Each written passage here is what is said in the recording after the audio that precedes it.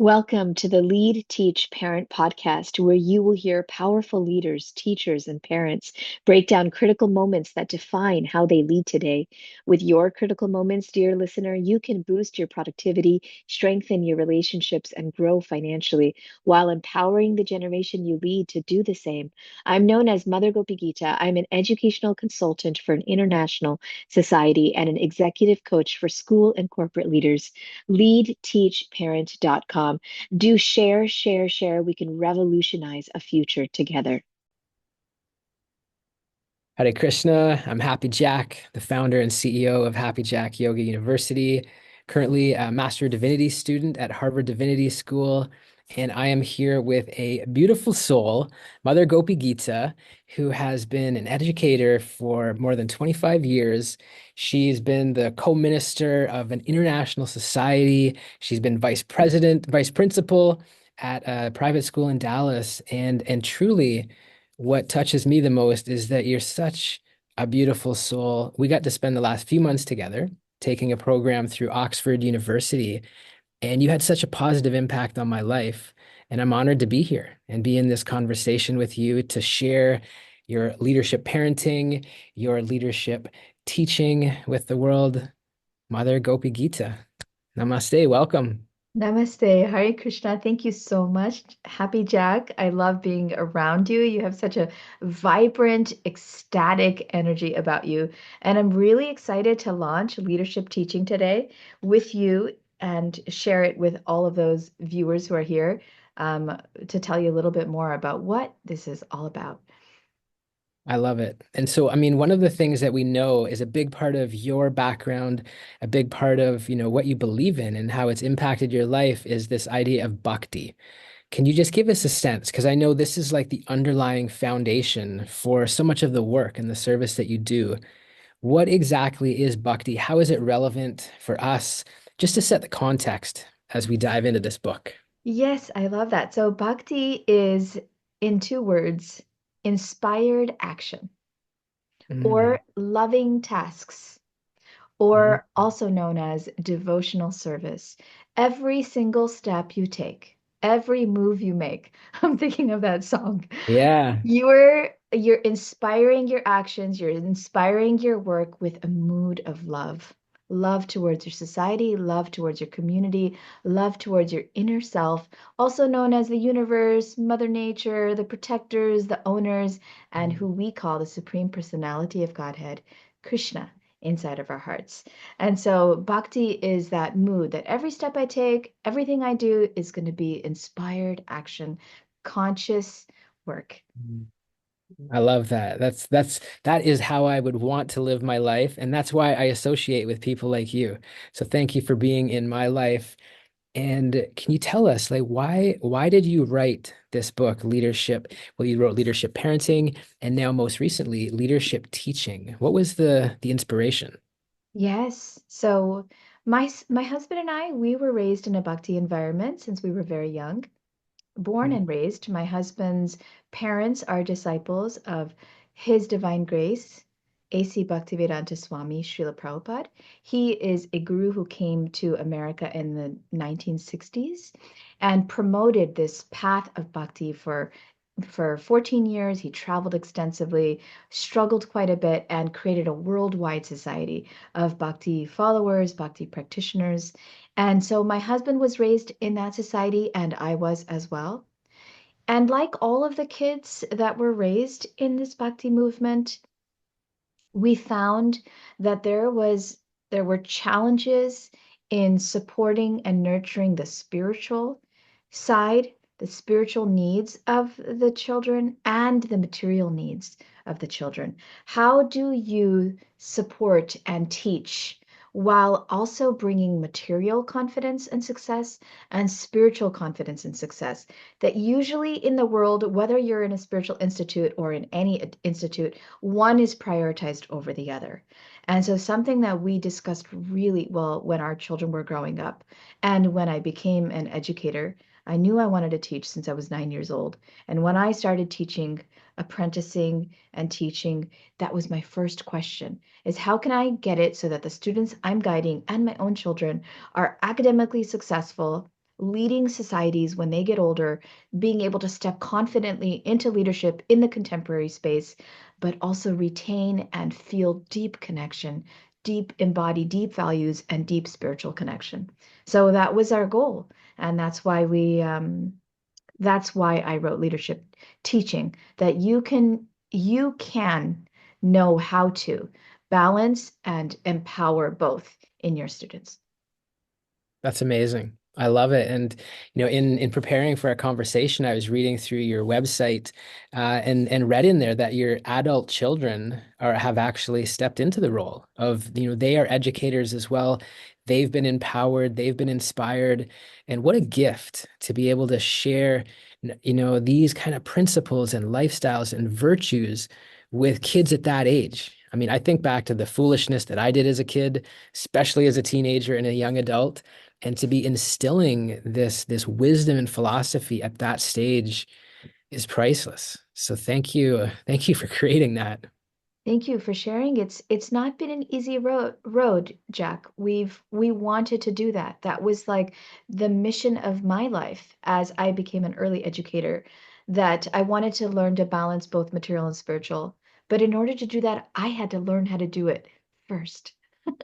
And so it's like, when you're a teacher and you're guiding others, you're learning the same lessons even deeper than your students are. And so I remember we faced many challenges. My husband was diagnosed with cancer, Mm. and regularly the cancer kept coming back. And in my classroom, when I was teaching, I found that the external life circumstances, all kinds of circumstances teachers are faced with, it made it difficult to stay focused and purpose oriented when I was teaching. I had struggles with classroom management, kids talking back, or chaos in the classroom when you put out a project. I had challenges with getting them to be motivated. Sometimes my students would be bored or uninterested or just not want to be there. And I'm the type of person that I have to, like, if I'm teaching, those kids need to be paying attention. And so I turned to the Bhakti secrets from the Bhakti literature and found powerful strategies that I first presented for parents, and now I'm presenting for teachers, to actually how to solve all of those challenges. In 25 years, so many challenges and so many solutions with results. It's been pretty miraculous. And now teachers of the world are taking interest. And I meet with school leaders and discuss. I guide teachers in classrooms. I'm now the on the education chamber of Commerce Education Committee here in Dallas, and so it's been really exciting. That's amazing. And just even looking through the table of contents and the structure, the way that you put the book together, can you tell us a little bit about that? It's clear to me there's a system. It seems there's kind of four distinct areas. Can you just give us a sense, and obviously we need to get the book. I need to get the book. Anybody watching, we need to get our hands on this. But give us a sense of what that framework looks like, if you could. Yes. So it's four, I want to say easy steps, but really nothing in life is easy. But it's four happy, exciting, dynamic steps to educate anybody. But for the sake of this book, is for children and students and teenagers, to educate a student from where they are right now to leadership. The first step is identity. The teacher takes time to really powerfully set up their purpose and their reason. Right now, Jack, in the year 2023, last year, 300,000 teachers left from burnout. The number one reason was they experienced burnout. Wow. Teaching and education is generally considered a, a field where there's a lot of sacrifice being made. Teachers are paid less. Teachers struggle quite a bit, and it's not even spoken of much. People don't usually talk about it in the classrooms. That shows up with teachers feeling overwhelmed and not wanting to continue. And so, first, taking care of yourself. That's the first identity space. Identifying what is it that you need? How are you going to ask for it? Why are you doing what you're doing? And really, like, meet your core needs first. So we go through 12 core needs, and then move into supporting the needs of your students. That's the first phase of identity. That's beautiful. I think that's so important, and it's actually very close to my heart. You know, my mom was a school teacher, retired now. My sister is a school teacher. I can say speak for my sister in particular. Like I've seen her come home at times. Like it's taxing. It's like physically taxing, definitely mentally taxing. And so I love that you really set the foundation of taking care of ourselves first. And what a great so that's the first section. Is that correct? Yes, that's the first section. And so in that first section, I tell the story of my son's tumor. I've had a bit of a dramatic life. My 15-year-old son, while we were teaching, and every time I talk about this, there's a bit of a pause, even though it's been 7 years. He was diagnosed with a brain tumor. In the middle of all of our service at the private school, TKG Academy in Dallas. And I had to really dig deep as to why am I doing what I'm doing? Because the pain that I felt at that period of time, here you are in full like devotional service mode. Every single task, every single action of ours was dedicated to service, to bhakti yoga, to service to Krishna and our community. And now our son is diagnosed, in addition to my husband's illness, my son is diagnosed with a brain tumor. And so the why, Krishna, would this happen? Why would you allow this? What is my purpose in being here, in what I'm doing here on this planet? And that, like, academic, material, spiritual success purpose that I had, I began to question. Like, my son had already at age 15 entered colleges. He was already on a path to graduating early. He was getting letters from professors at how he was already leading in the classroom, though he was the youngest by 3 or 4 years. Other students would come to him and turn to him for support. And suddenly he comes home, Jack, and he can no longer read. So it's almost like everything that was valuable to him was taken away, and then to us as a family. And through that journey, I found answers to that why. And I was able to really dig deeper into my heart as to what is my purpose and why am I teaching bhakti students, and why am I here in this world doing what I'm meant to do? And even more, Jack, my son, I took him for a walk when he was about 15, 16, like right after this, like 2 months after the surgery and all the chaos when things started settling down. And I'm like, did you figure out like your why? I think the question I asked him was, how do you make sense of all of this? What Mm. happened to you? And he said, Mommy, I found out that even if everything I loved was taken away from me, like he's like all of my ability, that internally I will be okay. Mm. And that was so powerful for me to hear coming from a child, from my kid. And I was like, like, tell me more. And we would recite mantras together, some Sanskrit verses. There's this one verse, Samashrita ye padapallavaplavam. It's a beautiful verse in our literature. And we would recite that together and talking about the shelter that when you attain spiritual shelter, when you attain divinity, you're a master of divinity. When you enter into that spiritual realm, even if you're in this material realm, that you find you find success, you find love, you find meaning that's so powerful that everything else kind of just like floats away. And so we were discussing that on that walk where he was sharing his thoughts about that. And it was that for me became like check, check, check, check as a mother, the pride, the feeling of like our school, our bhakti teachers, they got him to be materially successful. Like he's flying as far as his material success. He's in college, he's getting accolades from the professors. But look, some or another, by their guidance and by the structure of the bhakti education that we set up, he felt also spiritually that he was fine. Even though his reading had been taken away, he needed to learn to read again he did really, really quickly, 2 to 3 months. He didn't drop any of his courses. Actually, he dropped one, geography, because he hated it. He's like, oh, I get a chance to drop, not geography, sorry, geology. He's like, oh, I don't like geology. This is my chance to drop it. But yeah, so that was that's the identity. All of that is shared in the identity space. That not just my identity, but also that I'm trying to nourish the soul qualities of my students and their material objectives side by side. That I want them to get that deep feeling that I will be okay no matter what life hits me, no matter what life challenges come. And that comes through what we call soul qualities or values, resilience and empathy and love and trust and kindness. And there's like so many of them. So that's identity. That's amazing. I mean, that's for me, that's a testament to the work that you've done with leadership parenting and leadership teaching.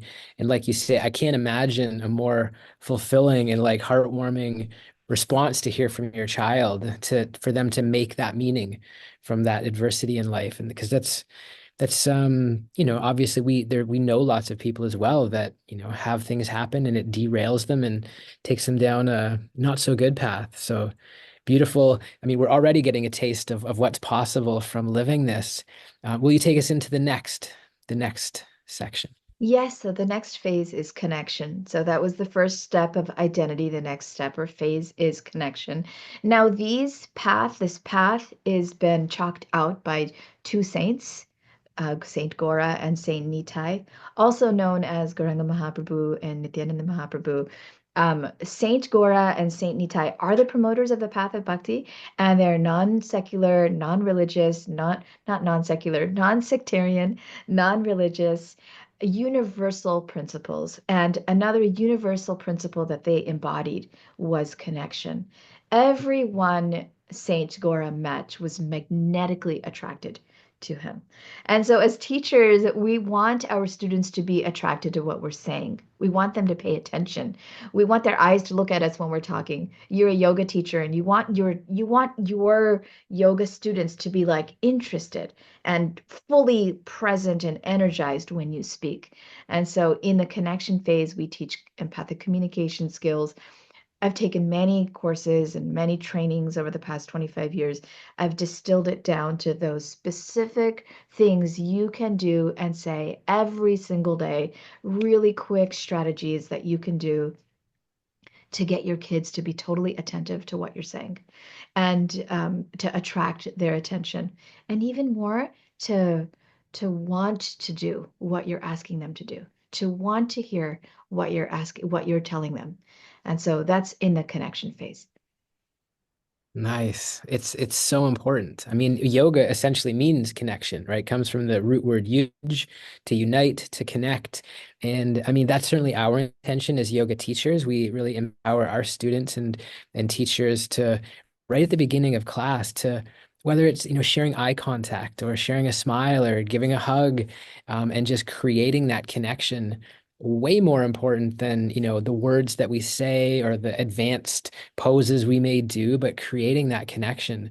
So that makes perfect sense for me Yeah, from simply my yes. standpoint. Yes, and as teachers, when our students are disconnected, it can really make us feel like we're failing.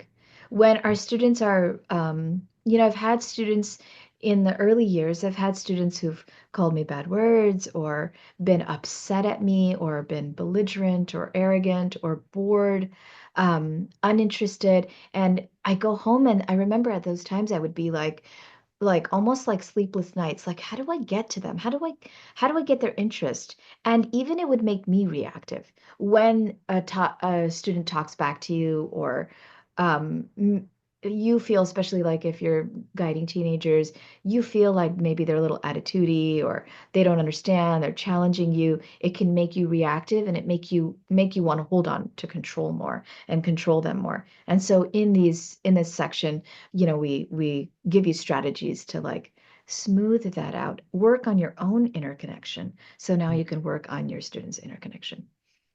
That's it. I can see. I mean, you're so much more advanced. And as a Bhakti yoga practitioner, come on, you were born into it. I've just been doing it a few years, but I can get a sense from what you're sharing, how you're bringing this timeless wisdom, but making it really very relevant, very practical for us as parents, as teachers, and that's what we need, because most of us haven't been doing this for half a century or 45 years or whatever.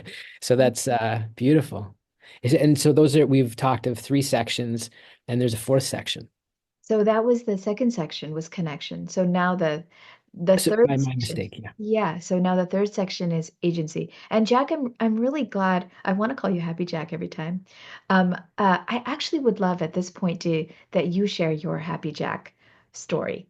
Yeah. To our viewers, you're saying that, I'm so advanced and I'm blah blah blah, but you, Jack, are also so advanced. I was so amazed by your inquiry, your deep inquiry in our Oxford course, and your path, like how fast and how quickly you are assimilating so many things. Your own like state of being is contagious. And I'd love to hear about that happiness and where that comes from. Just to share with everybody that you also share a little bit of your essence.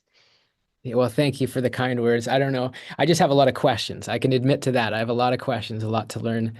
But I was sharing with you before we began here, my nickname Happy Jack, my parents gave me when I was a kid. When I was just a baby, I was always smiling. I was always happy. And my dad, I had a telephone. My dad would like write Happy Jack on all my toys.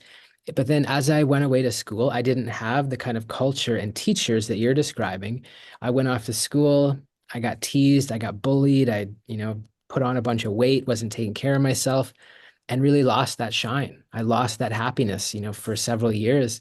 And then, a few years later, I found yoga. And through the practice of yoga, not bhakti yet, but through the practice of yoga, started peeling away the layers, and I got back to being happy again. And so we called our school Happy Jack Yoga. That's like, I love it. I love it. That's exactly what this connection phase does. That we want exactly this experience for every teacher who's guiding every student. That this experience, this transformation that you felt, that this state of being, of confidence, of joy, of happiness, that's our goal as well for leadership teaching. And so that moves us right into agency, the third state. Because when you are entering agency, so we expect our students to do all kinds of tasks. But a lot of times there's conflict in the tasks that they do because their state of being is stuck, because they're disconnected, they're not happy. They have emotions that are stuck. Socio-emotional learning is so important. Actually, socio-emotional learning is the foundation. Knowledge and wisdom in bhakti comes out of relationships. It arises from a confidence and inner socio-emotional state. And if your socio-emotional state isn't settled and content and your needs aren't being met, your needs of connection and belonging aren't being met, it's going to be harder for you to learn things. It's going to be harder for you to do things. And so that's where now that you have settled in the connection state of your students, you move into agency. And agency is getting them that fire to do the tasks, building in that motivation. It's like wild horses. When you have the children, they know what to do, they know how to do it, they enter the class, they're leading themselves. So we talk about the difference between a student-led environment and a teacher-led environment. um, we talk about choice, we talk about routines, how to recharge the routines. Put your backpack, so many teachers know how frustrating it is to tell the kids to put their shoes in the right place or put their backpack up, and they don't. And it's like you give reminders and you have to raise your voice and you get annoyed. And so this agency is about tasks, how to provide an environment that they're excited about the tasks that they need to learn. That's awesome. Again, just hearing about all this, it makes me think back and reflect on my childhood. I'm embarrassed to say I was that kid. I was the misbehaving. I would have really needed this kind of structure and to find meaning and to have the agency, to be empowered, because it's so easy to misbehave. And truthfully, that is what I did and many of my friends did. So what a beautiful, um, you know, yeah, just a framework to be able to share with teachers of various kinds, to share with the kids. Yeah, I'm imagining you as a kid, and I would imagine that we would be great friends. Because I was also I was very dutiful, but there was definitely a side of me and still is a side of me that's a nonconformist that wants to like break boundaries. So I end up making friends with those who do that, like kind of living vicariously through them. Yeah, So so right. the agency, when you're trying to get your student to say do a math worksheet or complete the assignment, finish the project, and there's a lot of conflict with that or struggles with that, the agency space teaches you exactly how to attract them to that topic and that lesson, and then build the skills for it. And so that's also covered in the agency space. Amazing. Okay, so we've touched on three now, three Yeah. sections, and give us bring this all home. Number Okay. four. So, number four, the leadership section. This is where the goal of the leadership section is that the student that you're guiding, any Mm, student, anywhere that you're guiding, can now guide others. wow. And as a student myself, as a student of my Parama Guru, Srila Prabhupada, my spiritual master, my spiritual teacher, of all of my gurus, my Siksha gurus, and my instructional spiritual teachers in this society, as a student of life, I found when I was a little girl, like many of my peers, I was abused, sexually abused. And I'm not going to speak for people also who were, but 1 in 3 in the population experienced this statistically. And so during all of the trials of life and trying to figure out how to, again, the why would this happen? What is the purpose of this? A few years ago, I was in a call, one of my leadership parents, and she had read my previous book, which talks a little bit, which I just kind of drop this bit in a little. And she felt comfortable, Jack, to open up to me and get support. And Mm, in that moment, it was the first time that someone had experienced something similar and opened up to me. And in that moment, because working through the trauma of childhood abuse has been a lifelong journey. And another reason why I do what I do, to protect children and teenagers as they're moving in this world. And working, and when I was sitting in that call, and when she was talking to me, and her tears were pouring, and I was supporting her. I also have training as a coach, training as an executive coach, and a trauma coach, of course, guiding her to therapy as she needs.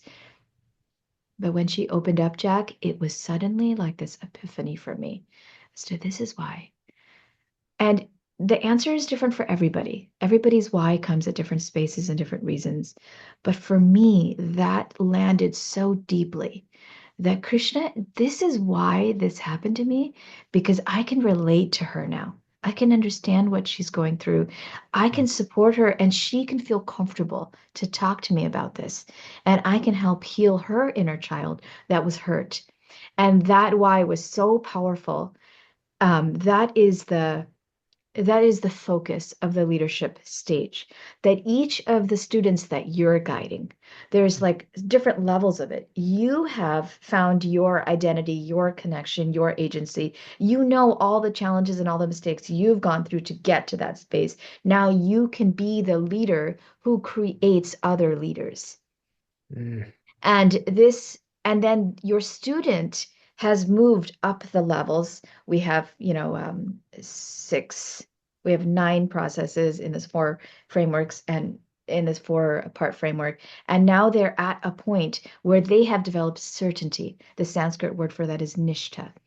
Certainty, mastery of their lessons. They're getting hundreds. They're okay with their mistakes. They're leaning into choice.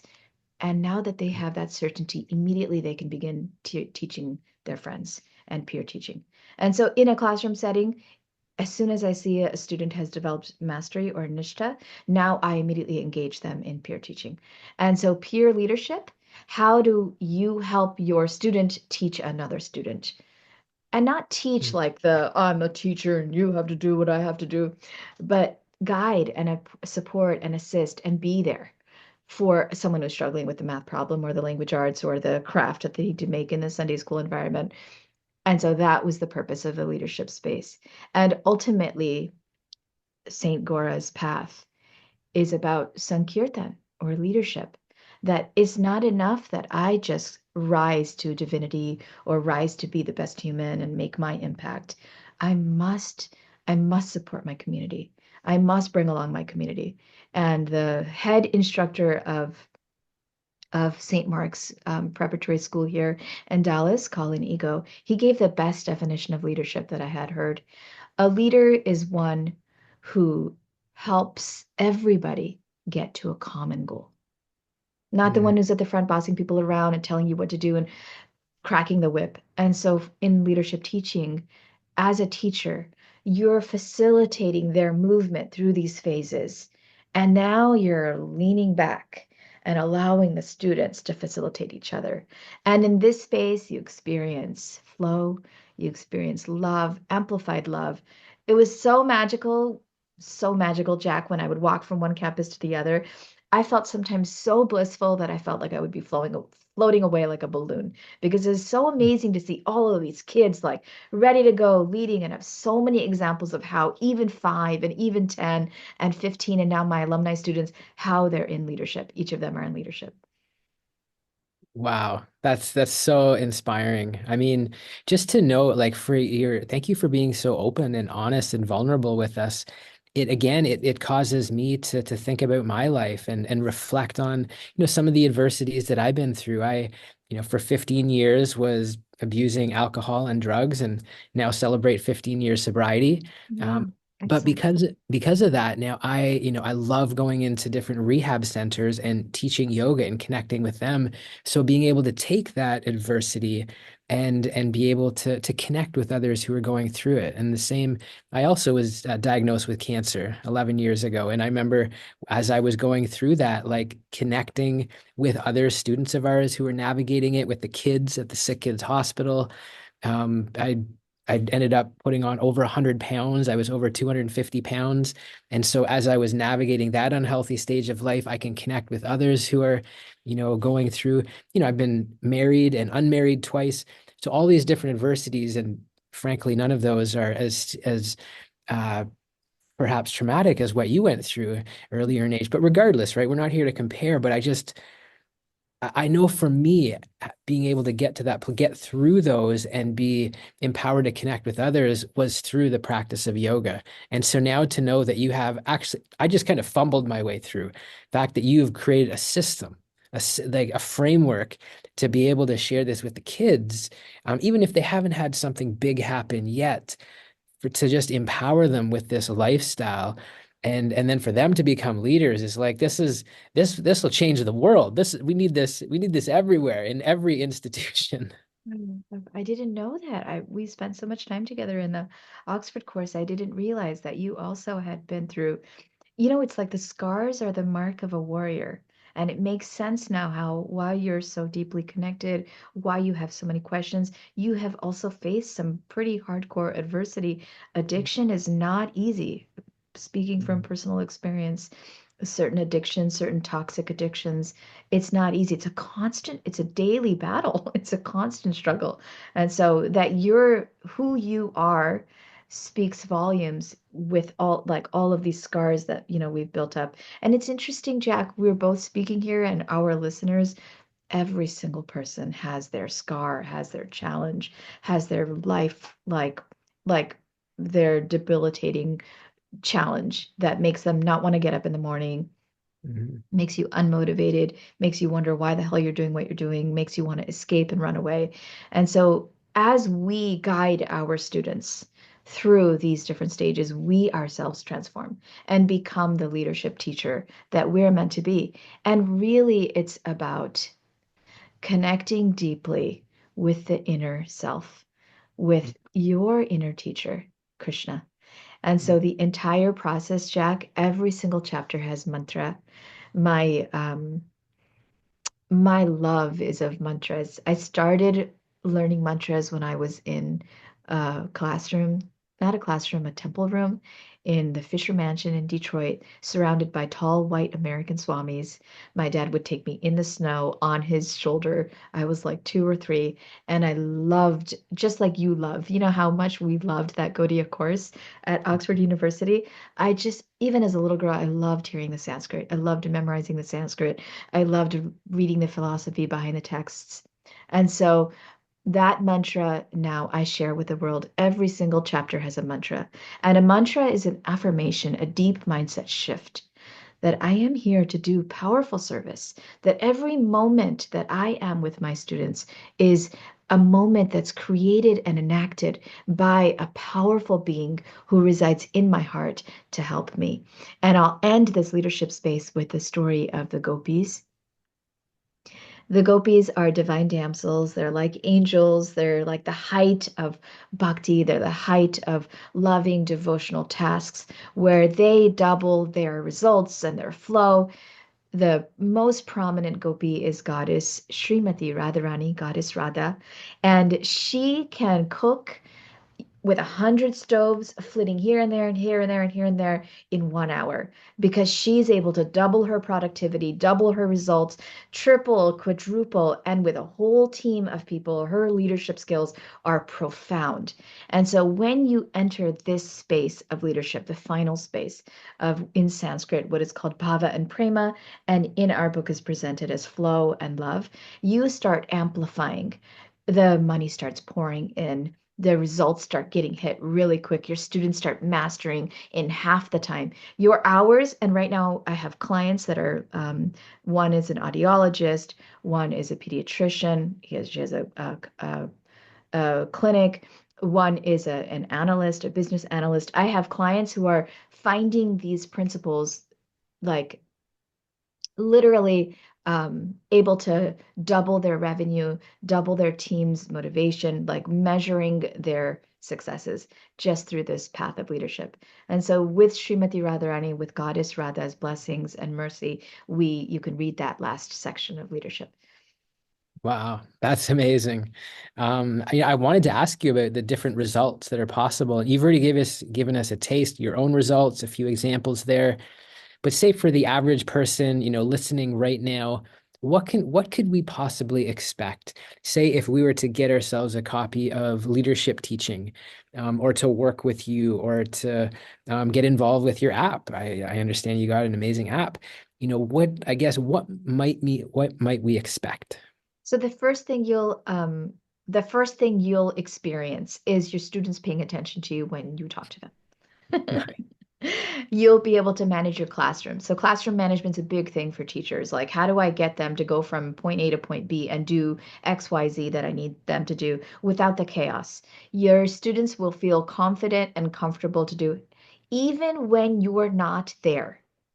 I have experienced, and the teachers I guide experience, that if they don't show up, if there's a substitute, or if they have to leave the classroom for a bathroom emergency, not advised. You should always have someone else in the classroom to support your teaching. But even if the main teacher is not there, the students know what to do, know how to do it, and want to do it. When a child gets hurt, three students will, I'm talking about third graders, will know that, oh, I need to run to the drawer with have the band-aids. This is our procedure. This is what we do. So that's the first thing, that feeling. The second thing that we've experienced, and it's not just me, all of these strategies were crafted by a few of us educators at our private school.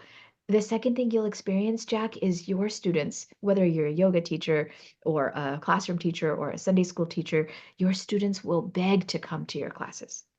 Mm. This happens pretty quickly. The begging and the excitement to come to class, where the students are running to class, where they have doctor's appointments and they're complaining to their parents like, why can't you have the doctor's appointments at the end of the day? Why during school? We don't want to miss that lesson. And my students would beg to take homework home. I wasn't a big homework. uh, I didn't give a lot of homework for third graders and second graders, but they're begging to take homework home. They're taking their homework home on their own. They want to do the work. And these things I experienced, I want to say for 10 years, 12 years. And now the teachers that I guide are also experiencing this every day in their classrooms. Is actually quite exciting. And the most powerful result, Jack, is when you see a student that you've taught and you've guided step into leadership.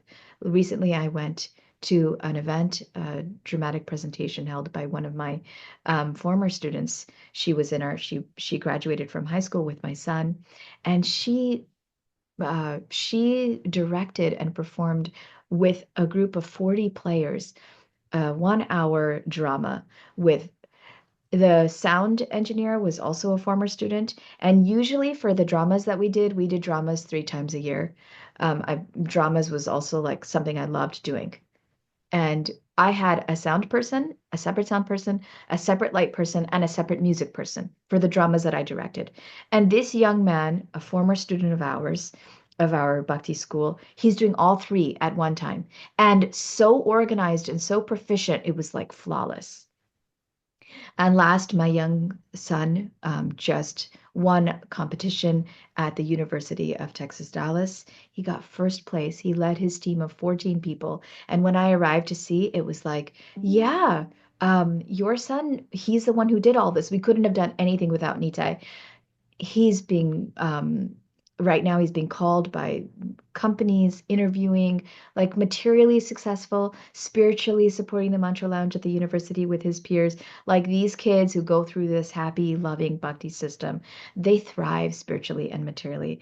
And Prabhupada wanted, our guru Srila Prabhupada, he wanted our kids to be leaders of society. He said that they already are.